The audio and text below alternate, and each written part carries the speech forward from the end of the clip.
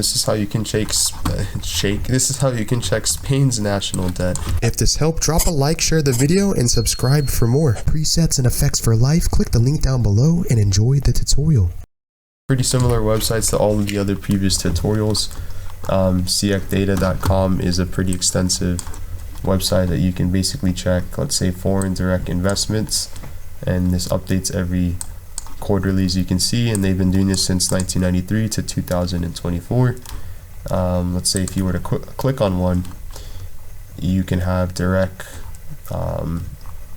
data points, but this is a good website. It's more extensive though. The next one's macrotrends.net, also shows you from the 1960s to 2024. As you can see, it grows extensively, or pretty conservatively, let's say, and you have different data points right here. The third website is usdebtclock.org, one of my favorite because it shows the real-time data points. And for the country Spain, we want to scroll down, and as you can see, it's below Saudi Arabia and above Sweden, and they have 1.9, almost $2 trillion in debt.